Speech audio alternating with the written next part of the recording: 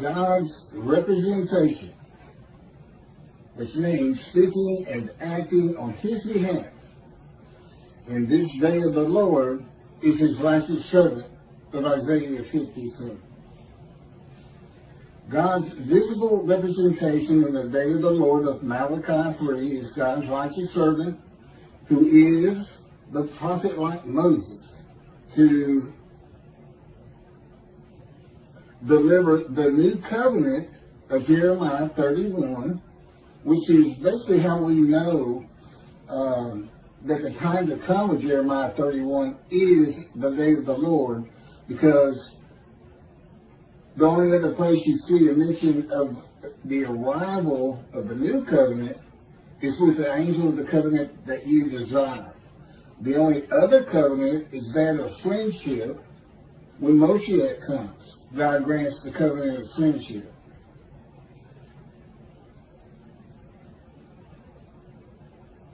The prophet like Moses to deliver the new covenant to the Jewish people as Moses delivered the first. It's important to point out that it's not new. God says, not like the covenant I made with the fathers out of Egypt. That's true. It's an amendment. It's there's an addition to it and a confirmation of the first covenant. Good? Nothing ever happened to the first covenant. It's not terminated by the new covenant by any stretch, but there's an amendment, and you find it in Malachi. Chapter 3, verse 22, be mindful of the laws I gave Moses at Horeb, of my rules, commandments, and it's being mindful, because it was strict compliance at Horeb, Sinai. And it had to be 100% of the people. Well, God makes it clear. He realizes that's no longer the case. He understands that. That's why there's a scroll of remembrance for those who revere and esteem his name and those who do not. He's recognizing that fact. Even though when he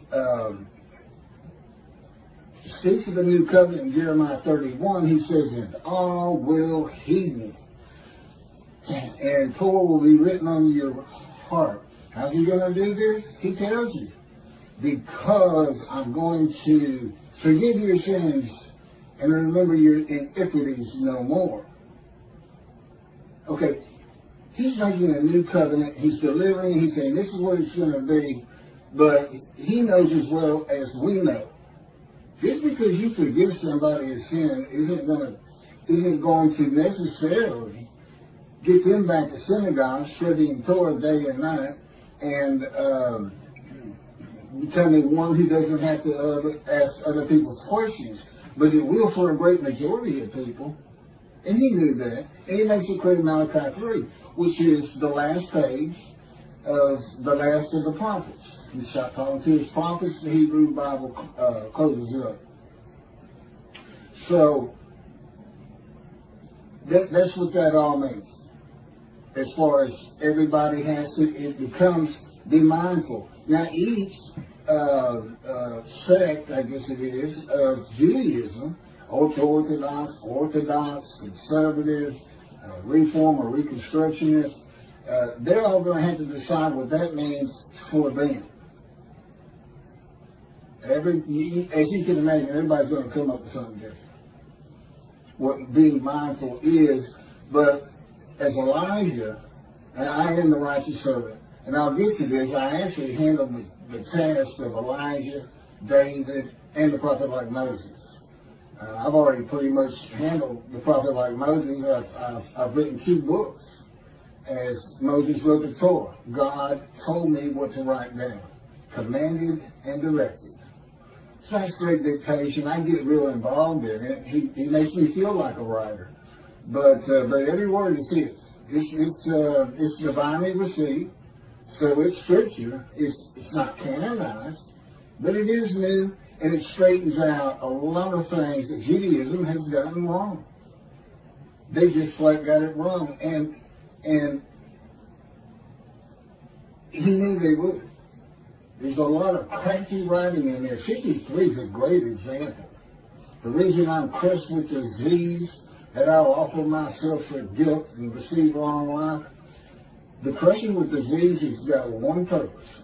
He knew the Gentiles were going to come up with an unblemished Lamb of God under Leviticus for sin forgiveness. It's a story, but he knew they'd come to it and they would ignore those words. They would ignore. They interpreted it to be he was brought to sickness, was brought into grief.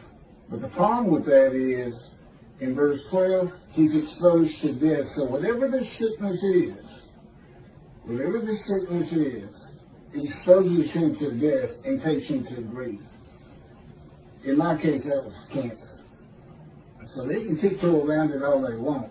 But I had to go through the cancer just because of that, because Ezekiel is your go-by for 53. A spirit seized me, and I went into bitterness and fury in my spirit, he says, in the hand of God. Now, I'm going to get to that. That's God getting you that's going to God's boot camp. And he doesn't have it doesn't bother him one back to wound you, to hurt you mightily, to basically maltreat you. I call it torment. Sometimes it can be so bad, but it has changed me. Now, it took 13 years, but I'm not the same person he started with by any stretch of the imagination. It takes the fury from you. You know, Moses was like that. He got so furious he killed a man. Ezekiel was like that. I was like that. And we call it his fire refinement. And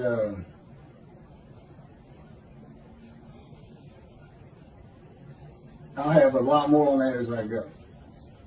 Okay, the description of the righteous servant begins in 3 verses combined by quotes, which I don't see that anybody else has in the renditions of their translation from Hebrew to English. Shabbat, Soviet Singer, Jews for Judaism. I don't see it. And it makes a difference. 3 verses combined by quotes at the end of chapter 52, which of course leads into 53, where God is the speaker. And then it becomes the witnesses in verse 1 of chapter 53, speaking in the first 6 verses, also combined in quotes. Okay, that's important because Isaiah 53 is a story. The righteous servant is as lowly as these people are. For the most part, that's what you gather. He was born from arid land, this and that, but rises to a great tree crown. Okay, he starts lowly. Okay, then he goes back and helps them because they're in the same place. What is it? They're unrighteous. They're sick. They're not observant Jews. They feel badly before God. They don't live their lives correctly. They've got all kinds of problems in the family. They've got problems at work. All kinds of things simply because they don't obey God's laws that he says you really need to get through this harsh world. You know, he says it's nothing to me whether you abide by them or not. It's for you. You know, if you don't want to be observant, I'm not going to pay any attention to you. That's just the way he is. Okay, here's the witnesses. This is the witnesses, and they are the many made righteous. Remember, this man, he goes through all these things. They're going to tell you, he was wounded. He was, well, let me read it. Let me read what they have. But he ends up making the many righteous, and that would include all these people who are sick from unrighteousness, and then a multitude of people. It starts out slow, which I can attest to. Okay, the witnesses who are Jews identify themselves as ones of the many made righteous by God's righteous servant, saying, "It was our sickness that he was bearing, our suffering he endured." That's verse 4. He was wounded because of our sins, crushed because of our iniquities. Verse 5. He bore the chastisement that made us whole, and by his bruises we were healed. Verse 5. And the Lord visited upon him the guilt of us all. Verse 6. And see, offering for guilt. Verse 10. That's what the offering for guilt's all about. Basically, that's where you tell God, I'll go remove their guilt by being the teacher of righteousness that makes them any righteous. I'll make them righteous, their guilt is gone. And then what about all these words? Wounded, chastised, sickness he took, this and that. That's God's boot camp. That's where he sleep deprivation, maltreatment. I mean, the stories are endless over 13 years because he's relentless. And he does not sleep, which means I don't sleep much. And, most of the time I can't understand why he's still doing it. I feel like I'm prepared and I'm ready. The last 2 years have been the most terrible, brutal of the 13. Every year it just escalated more and more. And his response to that is, it takes more to get out of you what I want. These emotions, all these different emotions. He says, the more I draw them out, the more I maltreat you, the more I make you angry, the more you change, whether you can see it or not. In the short term, I couldn't see anything changing in the first 3 or 4 years. But it started to. And today, I can look back, and he can take me back, so he can put pictures in my mind and make me feel as I felt in the beginning. And I see a great difference, Okay, now, what I'm reading from here on my phone is from the books. So, I'm kind of giving you just the vernacular on it from my standpoint, but I make sure I read what he wrote because it's a lot clearer, it makes more sense. But this is what I'm getting all this. Is that God gave it to me. He taught me the Bible. He had me read it. We would go out on long walks. I had visions. And then we finally, after about 5 years, got to writing a blog. And all the blogs became the chapters. The book of Ezekiel is the key to understanding Isaiah 53. In the book of Ezekiel, God seized him and made him suitable for the purpose of being a prophet to the Assyria, Babylon exiles in God's final refinement. This is from Ezekiel chapter 3, verses 7 through 9.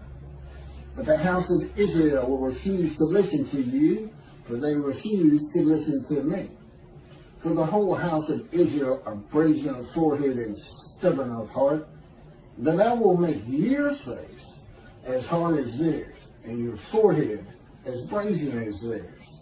I will make your forehead like adament, harder than flint. Do not fear them, and do not be dismayed by them, though they are a rebellious breed. How's he going to do that? How is he going to make his forehead like adamant? So he's got to calm his emotions, but make him tough as a boot at the same time. Ezekiel says, a spirit seized me and carried me away. I went in bitterness in the fury of my spirit, while the hand of the Lord was strong upon me. That's the fire of refinement. He's bitter and furious at God because he's hurting him. He's hurting his feelings, he's hurting his emotions, he's hurting him physically. He pinned him to the ground with his hands bound behind his back like he had handcuffs on. He has to lay on one side all day long and all night long for 390 days. If you think it didn't happen, I beg to differ. I tell God that's it. And he had 40 more days for the sins and the punishment of the house of Judah, it said. And that wasn't vicarious suffering either. It just corresponded to it. Basically, he was a preaching man. It would have infuriated him that he was taking the punishment for the house of Israel and Judah. He didn't know, wait a minute. I've been trying to get them to stop sinning my whole life. Just infuriates you, okay? Little bitty things, chastisement. Ezekiel says, Lord, he says, oh, Lord, I have not eaten the flesh of a dead animal since my youth. And God's response to him is, boy, I give you cow dung instead of human treatment, maltreatment, and chastisement. That took like 1 minute of a day. I mean, he can keep it going for weeks, days, weeks, and months. But that's what that is with Ezekiel. It's 53. Ezekiel showed he will bear the punishment for sin of the houses of Israel and Judah, and he is punished, chastised, maltreated, bruised, and crushed, to make him suitable to be a prophet to the exiles and speak the words of God he is given during the ordeal and the anguish of it. Out of his anguish, that's part of Isaiah 53 too. You know, Jesus didn't come out of any anguish, he died. But that's in him. Out of his anguish, he will have devotion. I can't remember exactly, but anyway, I think it's verse 11. Out of his anguish. And that's what it's all about. And why did God write it like that? The same reason Jews and preachers the Messianic era. He just knew they would today, in the day of the Lord. Because he knew the people of antiquity would. And that, which is understandable. They didn't go through an age of science, an age of medicine, an age of reason. They didn't go to school. They couldn't read. The masses, the great majority of all people. You know, they were like children who lived on emotion, who weren't very bright. They might have been brighter than the Arabs, but yeah. And it was a tough time to live, so there's a lot of story in God's book because that's all antiquity knew. Tell me a story. Tell me I can't read. Tell me a story. That's where all this stuff comes from. But you know, once you become enlightened and you have reason and you're an intelligent man, you're a skilled man, you got to start asking yourself, well, wait a minute, how is nation going to love nation? How are you going to get this world to suddenly, out of nowhere, 2 billion Christians, 2 billion Muslims say the Jews have been right about God all along, how stupid we're weak. It can't happen. You can't happen. You can say that stuff in antiquity, and it's like, that's a great story. I hope that happens. It can't. It's not possible. You have too much history, Jews, to think it's going to happen. And thinking that did what? It left out utter destruction to the land. And Judaism's teaching of the arrival of Moshiach, which of course is when the day of the Lord is. Because the Lord appoints him to be the shepherd amongst the flock and dismisses the rest of the shepherds. That's all the rabbis of the world. They've all been dismissed because I am faithful. I have been appointed. But my appointment is not, there's no Davidic dynasty of kinship and kingdoms. No. I'm a shepherd. I'm a teacher. I'm not a rabbi. I'm not ordained or anything like that. But I am a teacher, and I think that word means teacher. But, no, it's this. It's what I'm doing. They're all dismissed. Of course, you'll still be going to synagogue and this and that. See, that phrase, they should no longer tend the flock after God has his reckoning and dismisses them from tending the flock. That works in antiquity. Again, you got to know how to read this thing. It's a key part. There's antiquity, Middle Ages. There's the age of the common era, age of enlightenment, science, medicine. You know, we know you can't resurrect a body from the dust of bones. You know, these religious people in Judaism want, you know, I know what they do. They do what the Christians do. It's not faith, I believe. In other words, if you say different, You're showing a lack of faith. No, you're not. You're showing intelligence. You say, that's just not going to happen, because look what God does do. You have to look at the covenant of friendship. And human beings aren't created for utopia. We're not created to live like that. Rambam says all of the world will be for nothing but to know God. God wouldn't even like that. I certainly wouldn't like it. That's a whole other story, Ram. I got other videos of him. He made all this stuff that would be his perfect world. There's none of it's in the Bible. None of it's supported by God's covenant of friendship.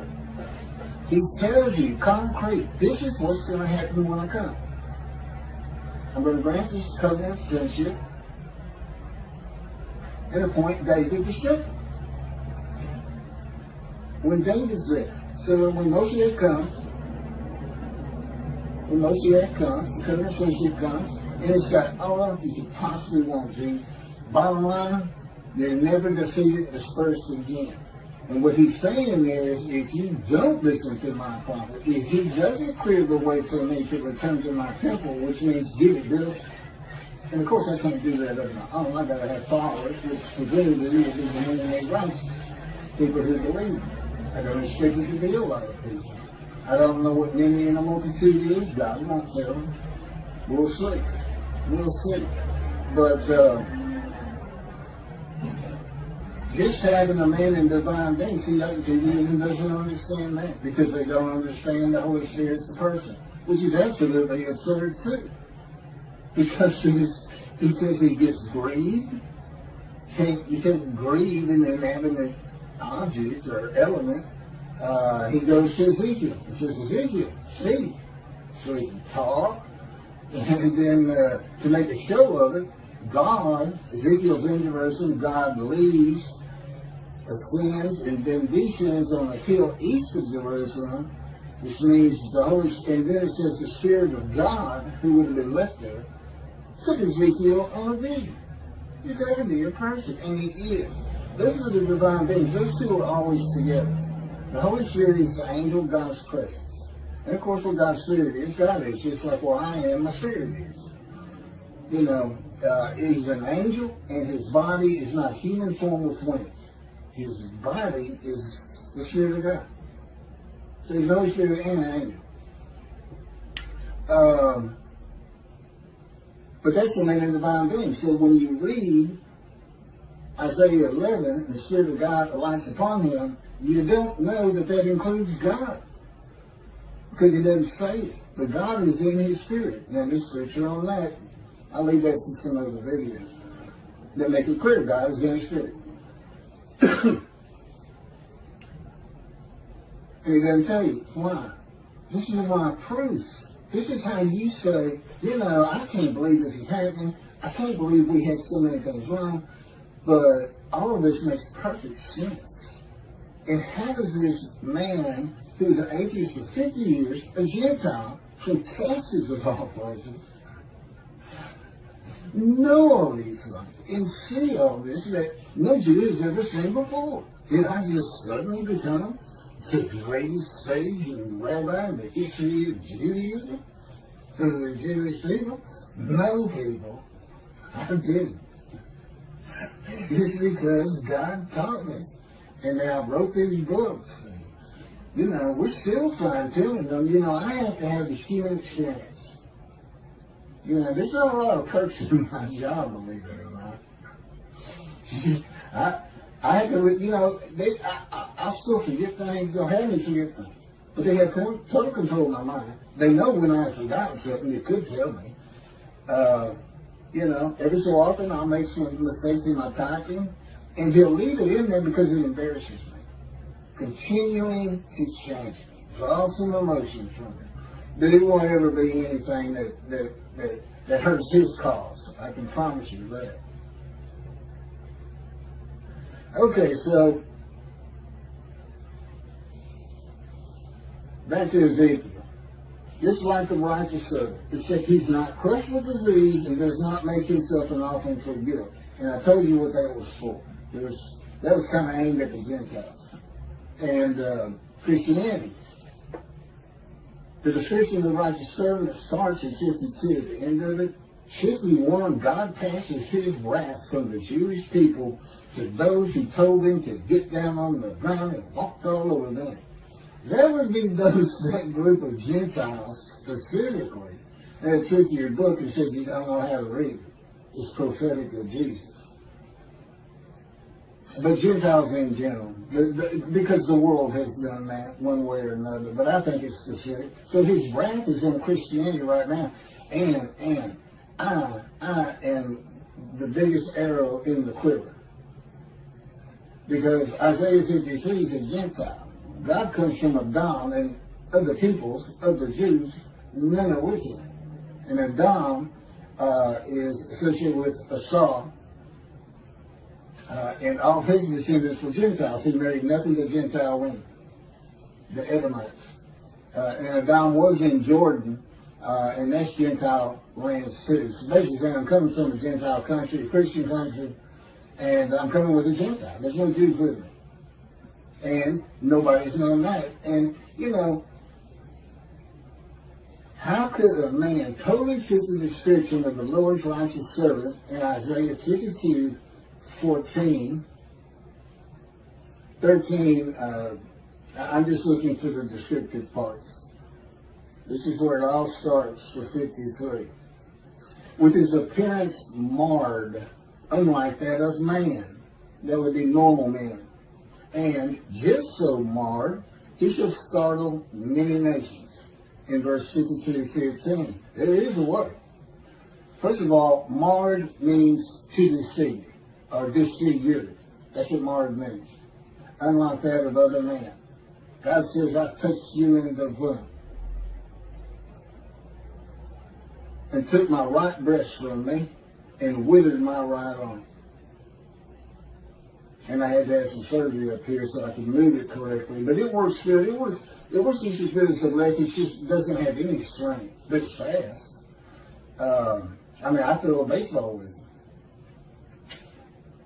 But he did. He disfigured me at birth. So it started, but he never spoke to me. They came to me just like Jeremiah. They came to me at birth. And I think Jeremiah says in the womb. But anyway, because they have my whole life. They sent it to me in vision. They don't have all of your life. They know who you are just like looking at you. And they have a knowledge, an absolute knowledge that's beyond anything we can comprehend. But I mean, they literally can send back the ambience of any event in my life. My first kiss, driving my first car, and just the different places I've lived. You know, it always feels kind of different when you live in other places. It's truly amazing, but they had to show me that we did these things. We orchestrated these things. And, but he didn't speak to me until I was 50 years old. But he just figured me in the womb for that verse, right there. Just for that. I've never let it bother me personally.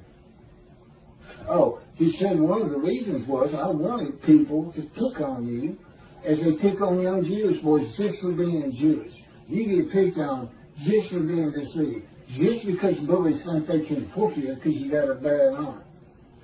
Well, I told him, I said, well, what it really did is it made me one hell of a fighter. It just made me mad. You know, yeah, like I said, it's past. I can still hit you with it. But yeah, and then the fight since I got out of the hospital. And never could now. Of course, I never would want to. I live with God. And he lives within me and without me.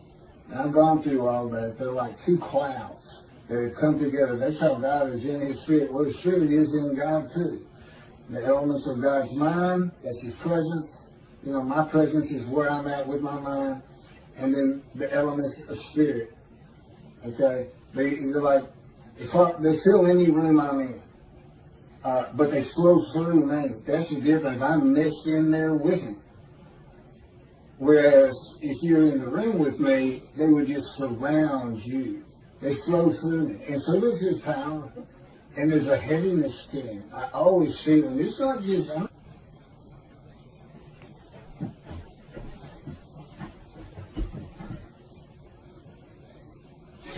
sorry about that happened now. I'm going to try to stop talking so much. Ad libbing. I could just be reading this straight. Picking back up, if I were to be seen with all of my injuries from accidents and surgical operations at one time, before healing, together with my congenital disfigurement, my appearance and features would be marred from that of a man and people. There's a long history in the book on my life, beginning with my first surgery to impaling my right knee on a Coke bottle, almost losing my leg. There's a lot of story on that, being shot through the abdomen when I was about 18, I think it was, and almost dying from that. So got a lot of scars. In total, I've counted up about 15 surgical scars. And about 5 of those come from the gunshot wound. These accidents, it seemed like I was in a hospital every 2 years, getting stitched up somewhere. But get my teeth knocked out by a telephone receiver.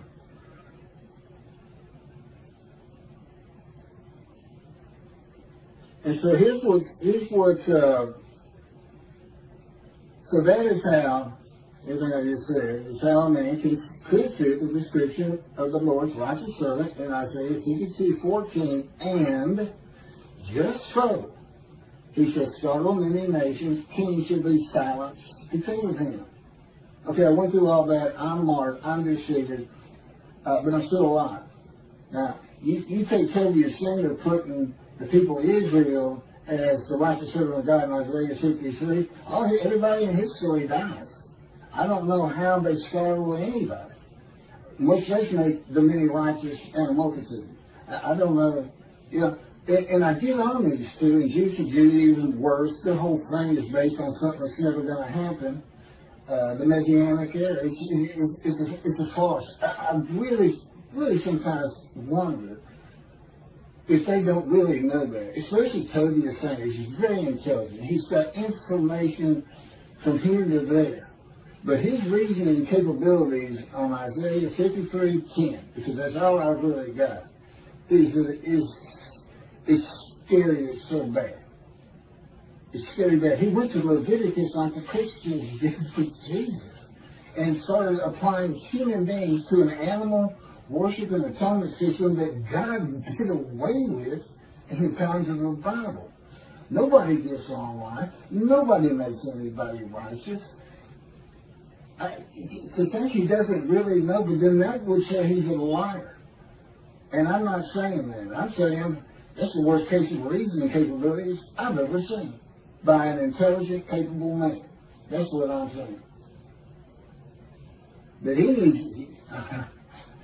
This is the day of the Lord. There's a new teaching here. He wasn't supposed to know everything I know. He was intentionally hidden from him in many ways. For instance, the Holy Spirit and the angel of his presence appears one time.